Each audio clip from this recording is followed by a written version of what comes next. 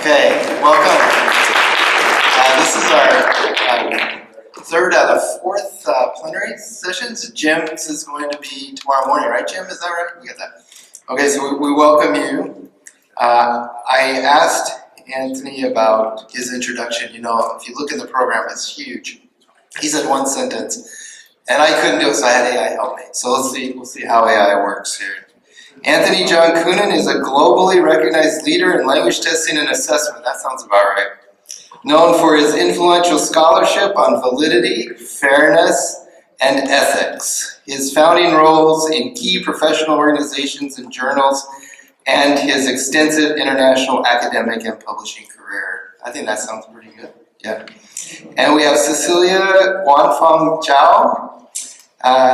Is an award-winning scholar in language testing, writing assessment, and L2 academic literacy, with a strong publication record and leadership roles in major professional associations and journals. We welcome both of our speakers today, and we'll turn it over to Cecilia.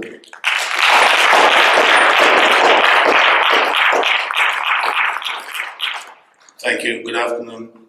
Thanks for coming. So as Brent announced, Cecilia and I will co-present this paper, and we'll take turns doing some slides at a few slides at a time.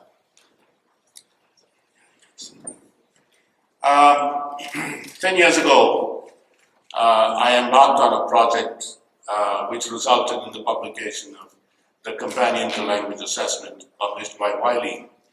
And the fourth volume of that set of 4 volumes was devoted to assessing language proficiency around the world. And that was my first foray, if you like, into this arena. And I'm revisiting this project with a new volume that will be available next year. So many of the authors of chapters are in this audience and elsewhere in the world. And we are looking forward to bringing this project, this edited volume, next year. But as a way of organizing our own thoughts on this topic, and as co-editors, Cecilia and I will be trying to present to you a first introduction to why we want to do this project and what we're going to learn from this project, and hopefully what readers will be able to learn from this project. So I say in my first slide, in the last 75 years, I'm not that old, but I looked at the literature. The field of language assessment has benefited from research conducted on language assessments in a very few Indo-European languages and their language learning contexts, mainly English, French, Spanish, and a little bit of German. So if you look at the published works, for the last 75 years, it's completely dominated by English with a few sprinkles from other languages. But the wide use of findings from these research publications have resulted in standards called, for example, the Common European Framework and many other standards. And these standards have been based on English, generally. And my contention is that this has not been useful because it does not apply to all language contexts. In fact, in some cases, they've been unhelpful. So I'm going to try and tell the story and see how we can find some way of addressing this issue. So if you look at the A2 level of CEFR, you don't have to look at the fine print, just trust me, that if you look at all the languages, English, Spanish, German, Mandarin, and Japanese, it's just a few examples. And if you look at the A2 level description for each of these, they're all called elementary. And if you look at the key abilities, they're all listed in the same way. You understand basic phrases and sentences, communicate in simple routine situations, read simple text, write short, simple notes. This is supposed to be A2. This is, perhaps it works well for English, but our contention is that it doesn't work well for all languages. When you're talking about assessing Spanish or assessing German, assessing Mandarin, assessing Japanese. So what do we want to get out of this? We want to learn ourselves, and we want to bring to you some of this today. We want to learn about linguistic typologies of languages of interest. We want to understand how different typologies can affect test taker performance. We want to understand how assessment constructs can incorporate different typologies. We want to be able to plan assessments or suggest planning of assessments with appropriate constructs that includes local language features and local contexts. And we want to build we want to help find ways to address the idea of how to build local assessment systems and standards that encapsulate local language features and contexts of language learning. So the first challenge we have in this mega project, which involves at least 40 or 50 authors around the world, is in the 2014 edition of this fourth volume I mentioned earlier, all the chapters were grouped by continents: Asia, Africa, Australia, Europe, and so forth. And on reflection, I think that's not the right way to go. Because it didn't bring together a cohesive volume in the sense of language families. So in this collection, chapters will be grouped by language families that reflect genetic relationships between languages. This would be valuable for understanding the linguistic features and assessment needs in those particular languages and contexts. For example, Indo-European languages share grammatical structures that may influence assessment design and tasks, such as close and C-test and so forth. And so we're going to try and present to you graphically which language families we're going to consider and which languages we're going to consider in each of these language families. So typically, if you look at the Atlas of Language Families, work done by Bernard Comrie, for example, and his colleagues, they divide language families into Indo-European, Sino-Tibetan, Niger-Congo, Austronesian, Afro-Asiatic, and Dravidian. So within these major language families, there'll be subfamilies, of course. Example is the Indo-European language family has subgroups like Celtic, Germanic, Indo-Aryan, Balto-Slavic, and so forth. So here's an Indo-European language family tree. On the left side, you have Romance and Germanic on the bottom branch. Germanic is higher, Slavic is to the left, and to my right, you see Indo-Aryan and branching off into Indo-Indic. So you have the Indian languages there, and you have other languages to the right. So northern and southern and so forth. Here's another way of looking at it. A different language family. This is the Sino-Tibetan language family. You have the Tibeto-Burman, and then you have the Sinitic languages, which include Mandarin and Hakka, and also Wu and Cantonese.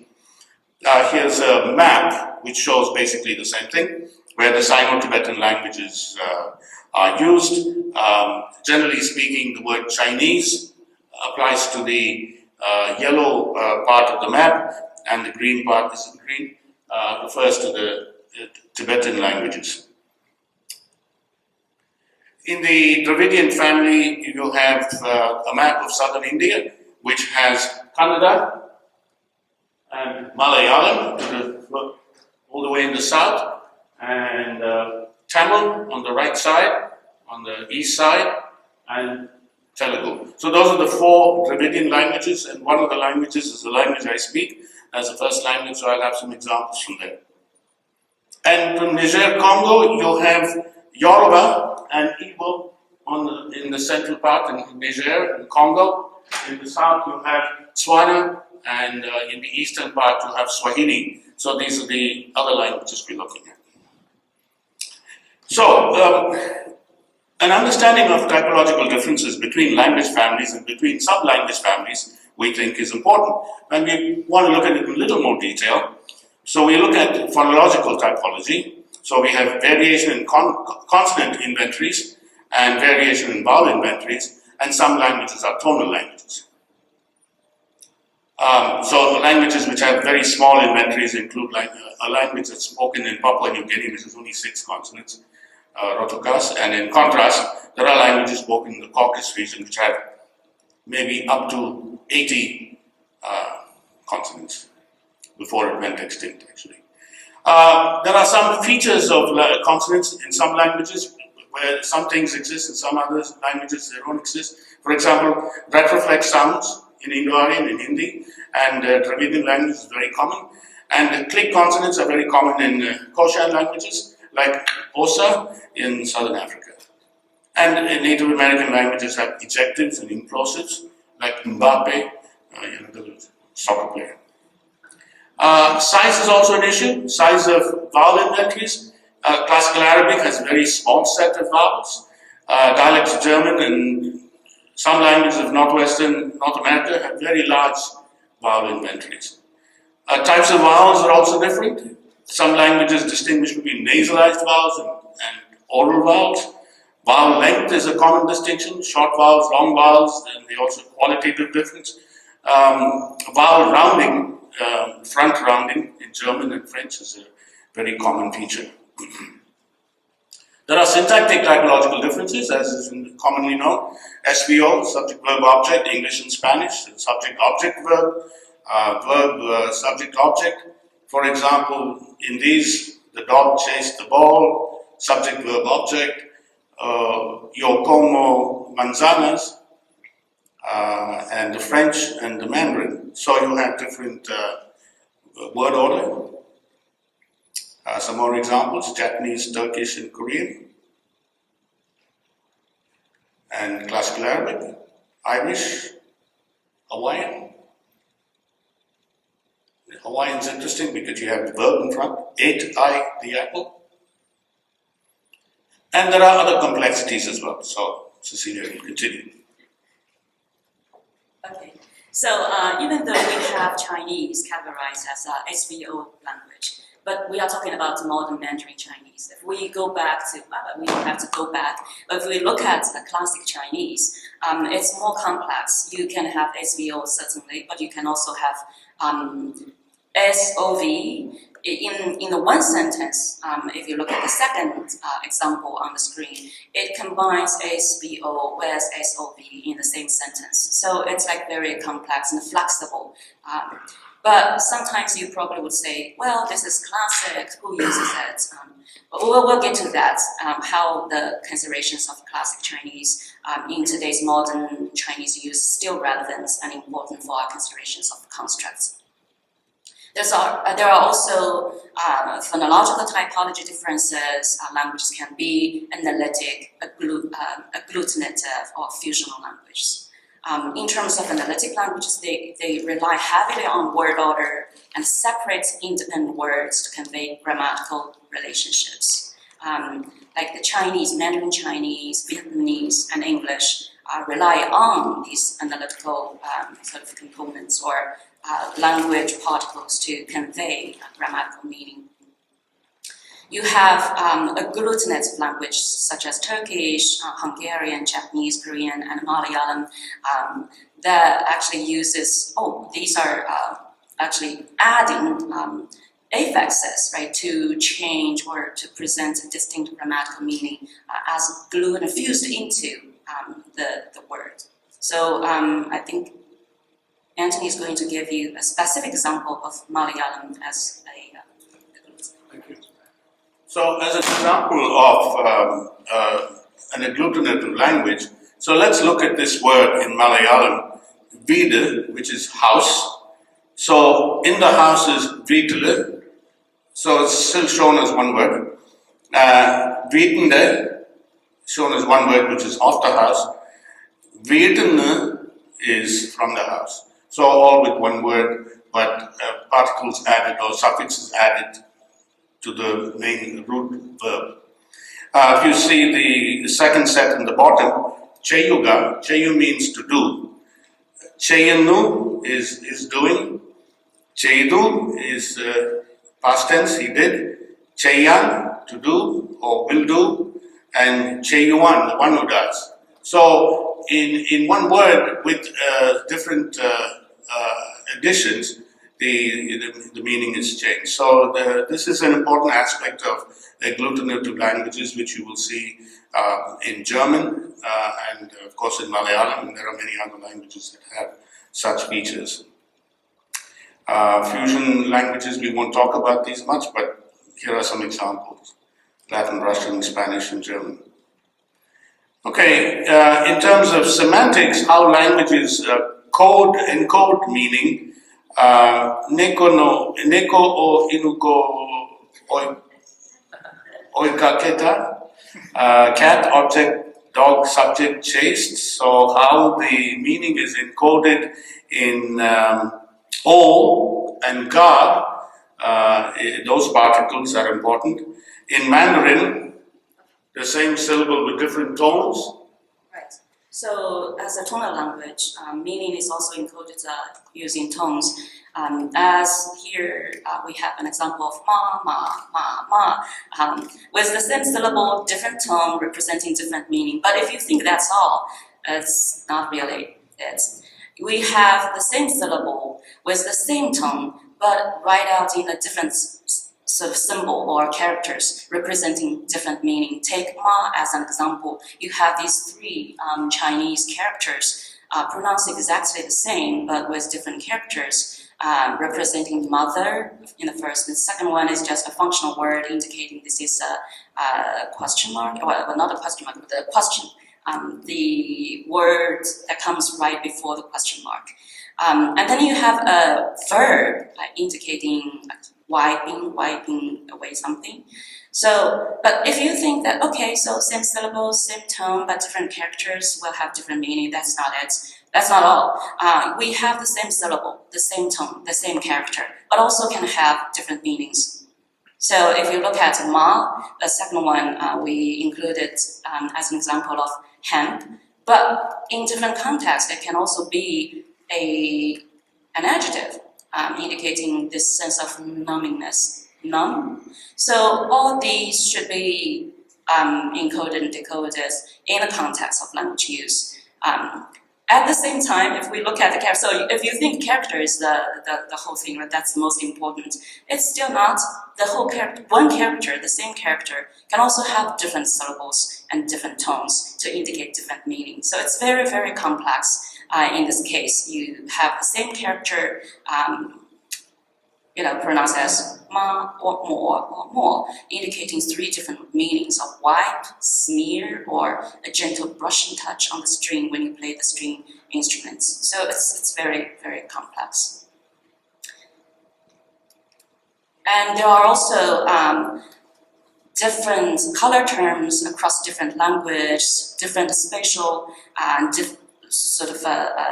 direction-giving type of typological differences across different languages. You have cardinal, north, south, east, and west, but we also have relational to turn right or turn left or go straight ahead.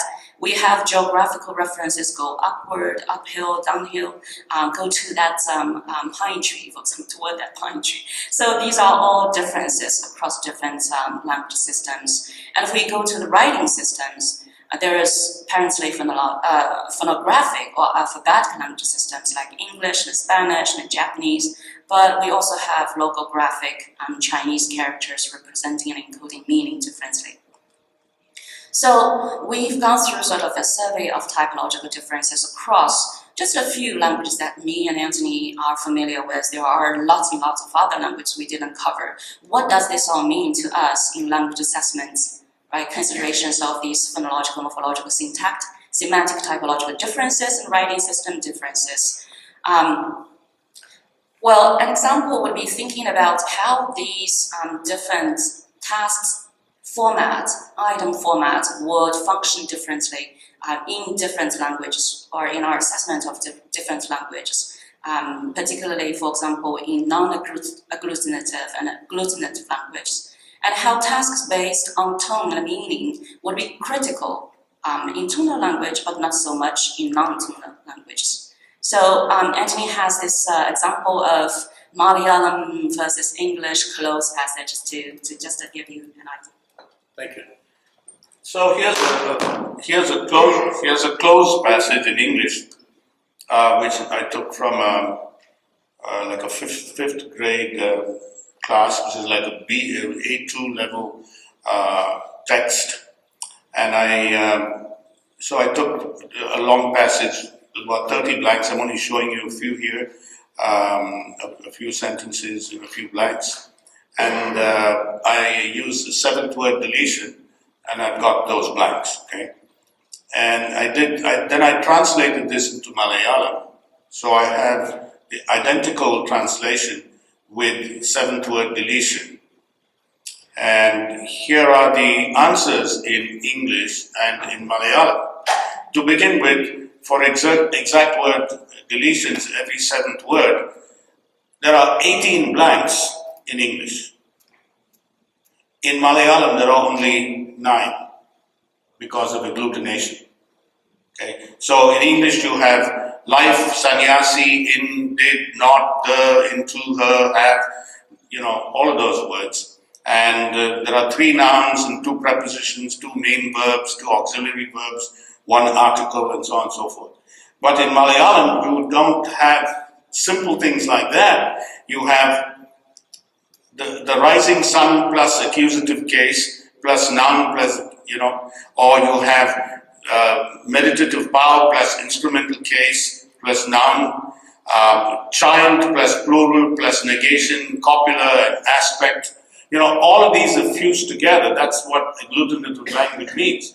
So in one closed word that's deleted, a lot more is carried in that one blank. It's just not, say, a preposition, but you can have a noun with the aspectual marker, with the negation, and so on and so forth. So if you want to know more about this, we can talk later on. So that's my example from close. And for C-test, this would be even worse because it would not be possible to have a C-test because you don't, in Malayalam, for example, the words themselves have many, many letters, as you can see here in this example. So most words, look at this word, the line number 3, the extreme left,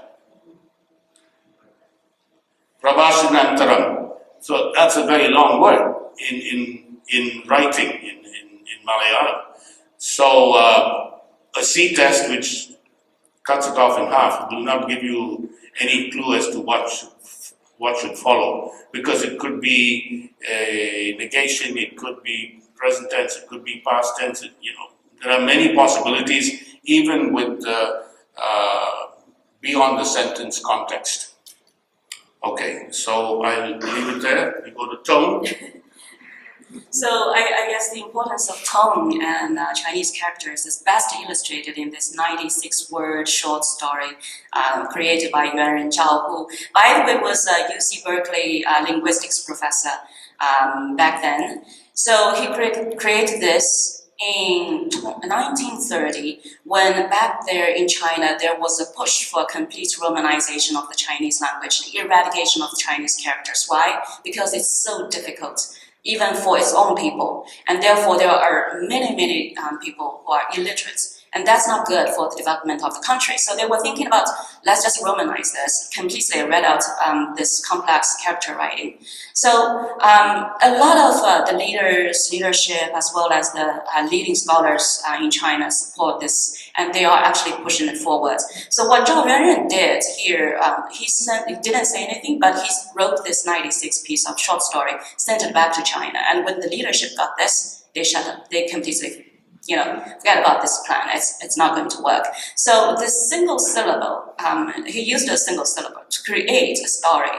And if you try to read it out, it's just going to be crazy. The title of it is 是是是是是.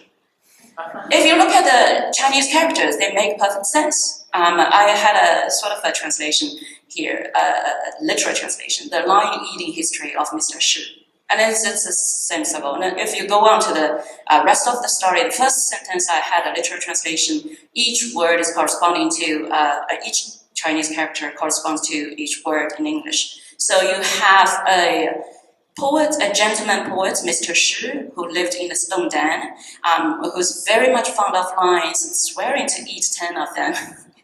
This is just created to illustrate the importance of tone and characters. And if you read it out in Chinese, it's like 时是时是时是是是是是是是. Imagine if Chinese is romanized like this, who would be able to make any sense of it? So that's sort of an illustration of how tone and characters are important. And that's why we still have Chinese characters these days. But, well, it's harder for you to learn Chinese. Anyway, so what does this all mean? I mean, we illustrated all these typological differences. Now, coming back to language assessment considerations and practices, we are thinking how these should be taken into account when we are assessing, for example, language forms. The construct coverage, do we actually cover everything when we assess different languages?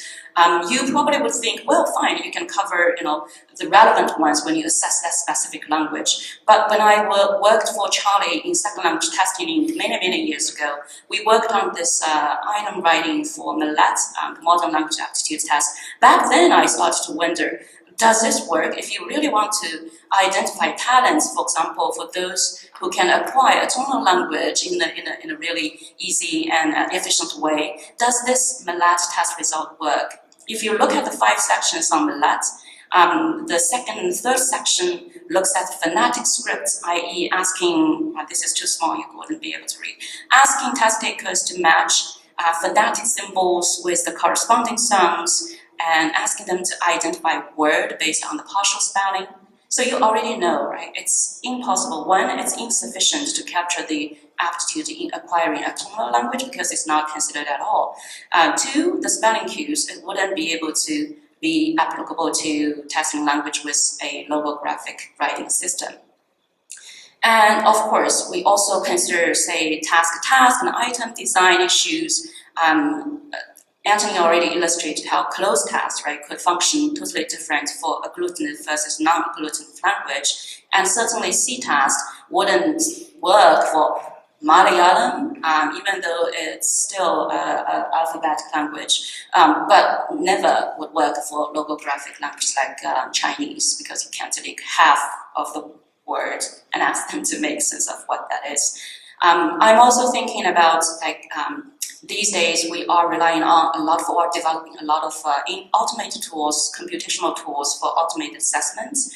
And with the flexibility in certain languages in terms of the syntactic structures we talked about in Chinese or classic Chinese, how would you be able to tell the computer define what is correct sentence structure? Oh, it's SVO that is correct. If it's SOV, then it's incorrect. But in today's writing, even in modern Mandarin Chinese writing, we do integrate modern and classic Chinese still together.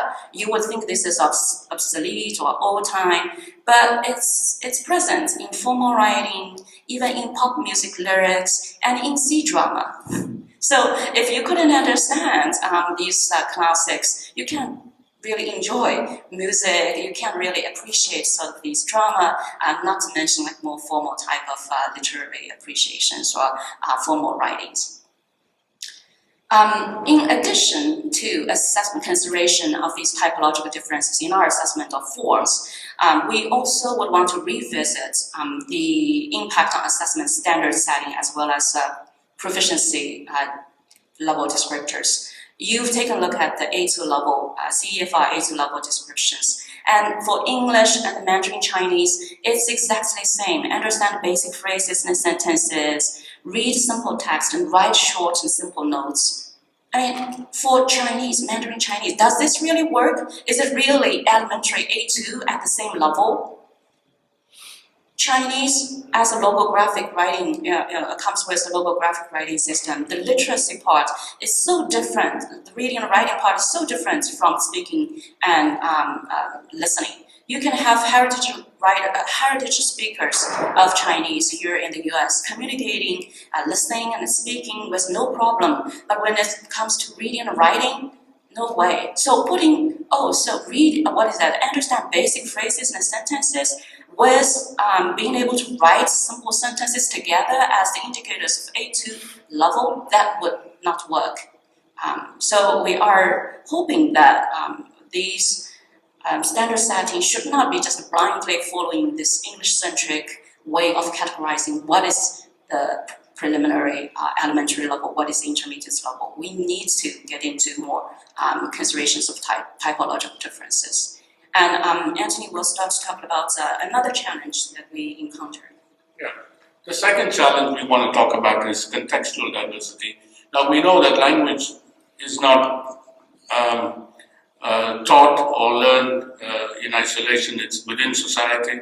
There are monolingual contexts, there are bilingual contexts, trilingual contexts, multilingual contexts. Within these contexts, there are also many indigenous languages that are vulnerable or endangered. So languages within different contexts have important implications for discussions of assessment practice. There are, for example, the issue of dialect.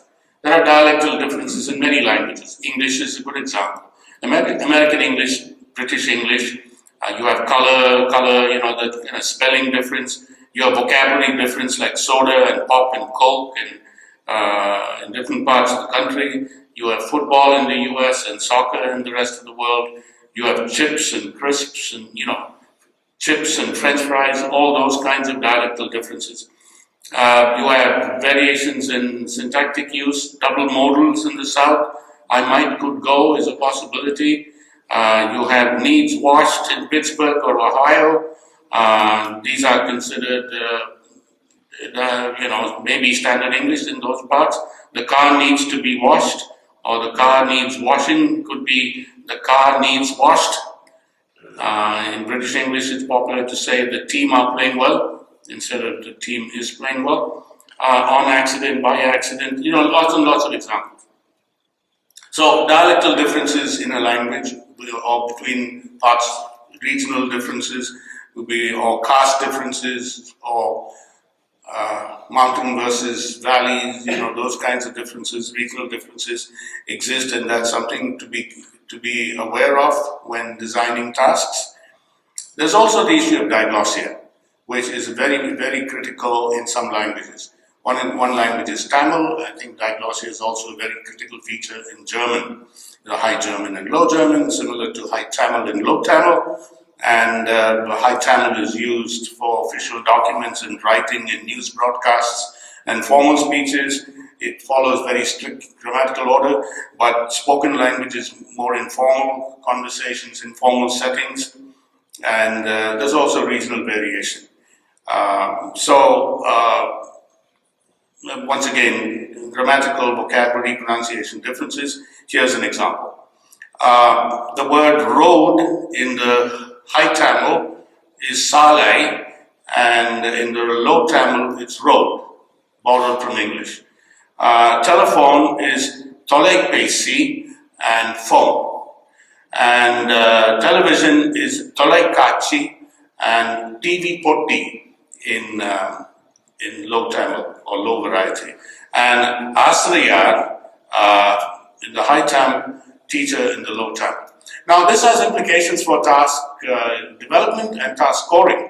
Now, which of the varieties are we expecting our students to write in or use in speaking? So even in assessing Tamil, there is a difficulty here between people who set the tests and the students who take the tests. 80-90% of them use the low variety, especially in the spoken form, and in the listening form, they're used to casual conversations, monolingual, and dialogues in the casual form, but in a test context, they are often presented in the more formal variety. So this is an important issue in some languages. Tamil is a good example. I'm sure many of you will have examples from other languages, certainly from German. Okay, we'd like to move on to conversational styles. For example, turn-taking. I think rules for speaking can vary in terms of turn-taking. In some cultures, there's a great value in overlap of conversations between 2 or 3 speakers, while some others employ a very strict turn-taking procedure. Now, this has implications for speaking tests, especially if you have pair conversations or multi-party conversations, may not be so much in monolingual conversation. Length of pauses is also an issue. I think Manny Shegloff said that in his research of Midwestern American speakers, there's a 1 second pause between two speakers. And if you don't have a 1 second pause, it's considered an interruption. And interruption is impolite. So that's one set of findings. But there were another set of findings of Russian Jews in New York City who love to overlap. And if there was a 1 second gap, this would be considered lack of engagement. That people are not engaged in your conversation and they're standoffish. So this is an issue when we are looking at listening and speaking tasks and using methodologies and scoring, especially when we are assigning automated scoring, and the automated scoring system is examining the length of pauses without understanding why those pauses exist or why they don't exist in some cases. Politeness strategies are also subject to this issue. The use of politeness features in some languages, Japanese is a good example of heightened awareness of politeness. In some languages, maybe it's not so heightened. And topic management is also an issue. I don't want to talk about that too much now. Narrative styles, storytelling. If you do research on storytelling, you'll find very quickly that storytelling in different languages vary of the same story. So if you have a sequence of pictures and you ask them to tell a story in English and you ask them to tell the same story in Malayalam, there are differences, and Tamil, of which I am familiar. So in some storytelling, there is interest in a linear chronological order. In some, it's more circular or episodic. The level of detail, the level of digression, and the way certain events are emphasized differ in different languages. So a one-size-fits-all for examining descriptions, examining narrations will not work. Oral traditions also have different features. Some include the use of repetition as emphasis markers, formulaic phrases, and also performance elements like intonation and gesture, which we don't capture if it's not a video. And I think we talk more about this also in writing. So in expository and argumentative writing, in some languages, there's interest in a certain rhetorical structure, followed very strictly. Directness also, as opposed to indirectness. There's linear or circular reasoning. There's use of evidence, which varies across cultures. And in narrative and descriptive writing, the sensory perception and figurative language and color terms and spatial direction relations, which I mentioned earlier, are also very different. So I found in some of my own research, looking at writing and looking at speaking in different language groups in southern India, the way even the most proficient speakers use the language is different from how they use their ability in English.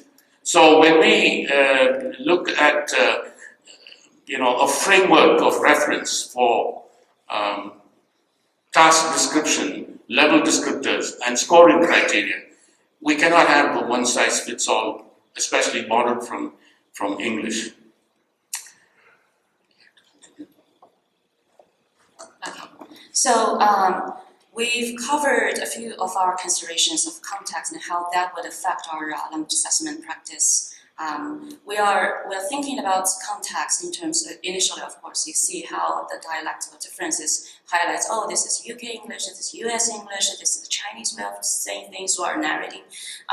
Seems to be geographic sort of contextual differences, but deep down we realize that it's linked to and reflects other contextual differences, socioeconomic differences of a certain continent, certain countries, or even within the countries, we have regions, states, provinces. Within that region, we have school district that is in different areas, but they all probably would also indicate socioeconomic status differences, sociocultural differences, linguistic context differences, language use and status differences, educational professional contextual differences, assessment use context differences, and historical and political context differences. I'm going to just unpack a couple of them.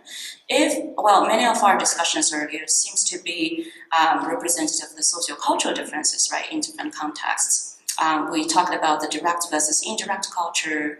There's also individualistic versus collective culture, and high context versus low context. What does that mean to us in language assessment? So we talked a bit about the considerations of typological differences in our assessments of forms and in our formulation of assessment standards. I would want you to think a bit more about how our considerations of context would affect our assessment of meaning and function of language. For example, the definition, take writing as an example, right? Definition of writing quality actually vary from different culture and different languages. And it's really highly context specific, as Alistair Cumming already pointed out 25 years ago almost. And I've been arguing in recent years that it's probably unreasonable and even unethical to impose one set of standards on all, right? Especially in high stakes, large scale examinations that would affect an international test taker population. To give you an example of how Chinese writing quality is defined differently, one dimension we judge as, this is a high quality writing, is that the author is so eloquent in making references to and direct quotations of classics and historical allusions, but without citation and explicit attribution to sources. If you do that, better look down on you, because in our culture we are assuming that the educated and the audience is responsible. I mean, if you are educated enough, you are responsible to identify that. I'm quoting, and I'm quoting Li Bai this time, and I'm quoting so and so that time, and I'm quoting, alluding to these historical events, using all these classic Chinese integrated into our daily conversations, as well as into our writings. So it's highly sort of reader responsible, but in the English culture, citing and quoting, it's plagiarism without explicit attribution of sources. It's a crime. So next time when you have students from this culture seems to be quoting or seems to be plagiarizing, maybe it's because they don't understand, the differences across these contexts. But you probably would say, sure, when you assess Chinese, then you can just implement this sort of requirement or as a grading criteria, but certainly not in English. I take that, but at the same time, it's a bit sort of rigid, and it limits our understanding of how humans make meaning and how these different ways of meaning making and social functions are realized in different language systems. And therefore, models of writing, for example, and the evaluative criteria that we develop really should vary across different contexts rather than being English-centric or Eurocentric. We did a study and published in Applied Linguistics last year looking at or challenging this English-centric framework of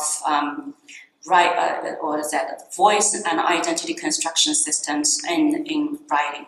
Anyways, for the sake of time, I have to move on. If we look at also consider the linguistic context, monolingual, bilingual, multilingual, and the language used in this context, using it as a native language, a second language, a foreign language, or lingua franca, or heritage language, the assessment becomes even more complex, right? I think this audience is not unfamiliar with the statewide, sort of US statewide examinations of English. In New York, for example, the Regents High School exit test, it's an English language arts test, focuses only on literacy, right? You read probably 5 or 6 articles of different genres, of different lengths, but on the same topic, and then you have comprehension questions or either selective or productive before you move on to write, you're required to use these sources, at least say a certain number of these sources in your own writing to argue for your own ideas. But for ELLs within the same state, for example, NICE SLET, it's completely, well, not complete, maybe more form focused, right? Less than literacy and critical thinking and using language to learn. And if it's in an EFL context, like the China's national matriculation English test or Gaokao, probably more better known, speaking like is, I mean, form focused for sure, but speaking is completely left out. We don't do speaking. It's, I don't know. They consider that not important in the foreign language context. And if we go to the Singaporean context, the PSLE, the primary school leaving examinations, already emphasize what? Functional, oral, and written communications, critical thinking, and global awareness. So it's like all these different contexts, all these different language status are sort of calling for different types of assessment design and tasks. And further complicating the picture is consideration of the educational and professional context. We heard Yuko's plenary speech yesterday, how the children, in children's context, right, in primary school context, their assessments and the approach to certain items and prompts will be different. And the assessment of different languages in, say, once colonized regions or minority regions would be even more complex. In Macau, we have 4 different languages: Cantonese, Mandarin, Chinese, Portuguese, and English. And how to implement the assessments and the teaching and learning of these language systems in the school setting will be so complex and in relation to considerations of economical needs, political sort of things, and very complex. But we're going to just quickly move on to challenge 3, the structures of the chapters. Yeah, so we want to conclude by looking at how we're going to present this in the volume. Well, we're looking at an overview with some general linguistic features, so that if you are not an Arabic speaker, if you're not knowledgeable about Arabic, but if you read the chapter on Arabic, you might be able to understand some of the issues, similar with all the other languages. So, we'd have some general description of the linguistic features of the language and the context, and some commentary on the teaching and learning in the school and college setting, and in educational, professional, and government policy areas in terms of assessment, and some space devoted to research studies. We're hopefully also going to borrow from ethnologue or glottologue to present information in the form of maps, such as this one on European languages, or with Malayalam, for example, showing a map of India, showing where Malayalam is used and what the percentage of speakers in the whole country. It's 2.88, but in Kerala, 97% of the people speak Malayalam. So there are these complex issues of state within a state, of how in one state it's monolingual. So Malayalam is monolingual in its own state, but across the country it's a second or a third language.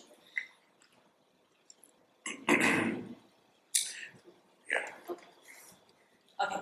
Anyway, so to wrap it up, we want to highlight a few challenges in describing the assessment of language, because our chapters are assessing this and assessing that, right? So we highlight many languages that have different status, assessed for different purposes at different scales and across different contexts. So if we look at the chapter structure that we implemented and ask our authors to follow, it seems like sometimes it may fall short of capturing the complexity of assessing the language in situ. But if we cover everything, that would be like too long a chapter. How do we actually manage this? And I welcome your input. But we want to highlight to the chapter authors that they need to reflect on, articulate explicitly how these descriptions of the typological differences or this in the contextual differences would actually affect their description or presentation discussion of the teaching and assessment practices. To quickly wrap up, I have 1 minute, probably not even 1 minute. We hope that through this book project, it could be the first step for us to sort of work towards a future where language assessment is more closely linked to both linguistic and local contextual realities. And we could bring together diverse contributions on the assessment of about 50 different languages in this volume, which could provide us with a comprehensive exploration of how language assessment practices can and should better reflect structural linguistic differences in the socio-political, educational, and cultural contexts in which they are embedded. This is my last slide. So again, to highlight through this book project, a fairness and justice approach to language assessment, using assessment as lens to reflect on the value and support, or lack thereof, of various languages around the world, especially those with less prominence and power, and to safeguard the right of speakers of world languages to be educated and recognized in their own languages, and maybe also help to revitalize some of the languages by legitimizing them first via these assessment practices documented in this volume. And we also want to help the field to view assessment practices as situated rather than standardized. Right? These international standards, such as the CEFR, have often been applied to blindly, to assessment practices in settings that are not originally conceived or intended to be implemented, and therefore needs to be re-examined with caution. And we hope to also raise awareness about assessment in multilingual and translingual contexts to problematize the monolingual principles of traditional language assessments and present a differentiated view on how different contexts will shape and define the different teaching and assessment practices. Thank you.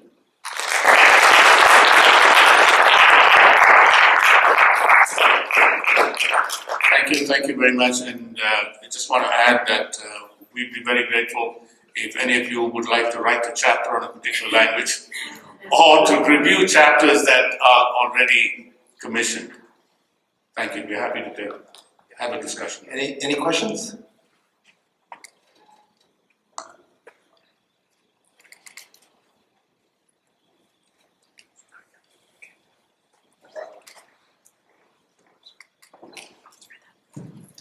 Thank you for your insightful talk, and I appreciate offering a lot of food for thought.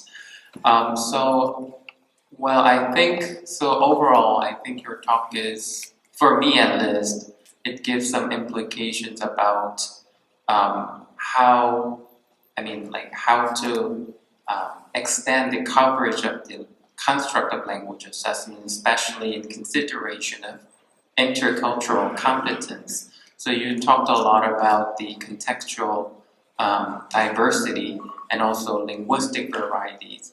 So I think maybe on the when it comes to defining the construct, I think that might suggest we need to measure not only traditionally measure linguistic properties, but also how test takers can situationally adapt to those contextual differences and speech varieties. For example, let's say when they are paired with another interlocutor from a different cultural background or who uses a different speech varieties, how can you maintain the conversation and let the conversation flow despite the differences?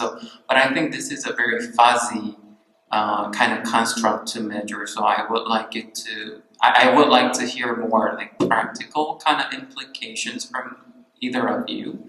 And the second part of the question is, so I actually asked a similar question to in one of the morning sessions today.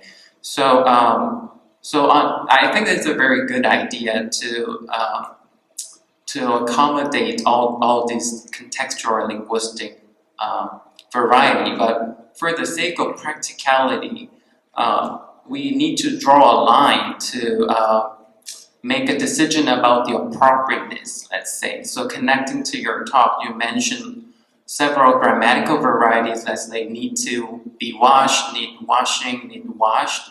Then are we going to consider all these varieties as appropriate grammar? And I think this can be also this appropriate issue can be also considered at the discourse level. Again, connecting to your talk, you talked about topic management. So a lot of interlocutors, language users from different cultural contexts have different ways of doing that. Then do we have to consider all those varieties as appropriate? Okay, to begin with, maybe we didn't make it very clear, but we are interested in suggesting to people who frame standards for language assessment in different parts of the world, in different countries, to consider the linguistic features of their own country, of their own language group, and the social, cultural context in which the language resides. We're not asking for cross-linguistic, comparisons or across language studies. We're concerned, for example, in my case, the Common European Framework of Languages or reference is being used in different parts of the world for English and is also being used in sort of implication for local languages. So the Common European Framework of Reference could be used for Tamil, for example, because the Tamil Nadu government decides, okay, this is a well-known framework, let's just use it. Or it could be used for Swahili, or it could be used for Japanese or Korean, without consideration of linguistic features and cultural features of those languages. So that's the main thrust of our project. I don't know if I answered your question.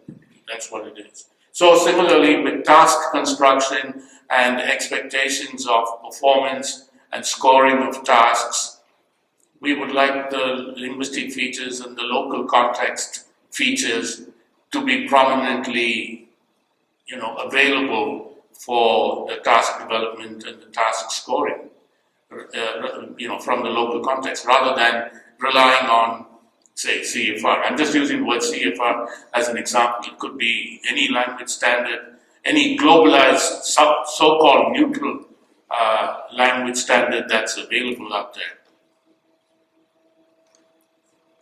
If I may add to Antony's, remember that this construct is not a given, a static, something that we need to follow. Oh, so syntactic accuracy has to be like this. It goes back to our talk about the consideration of context, because context comes with all different types sorts, not just the social cultural context you were talking about, cross-cultural communication, but for what purposes, right? We are giving them the task. And then you can define the construct as it is. You can allow or not allow these varieties for the specific reason when you assess in a specific context for a specific group of people at a specific scale, right?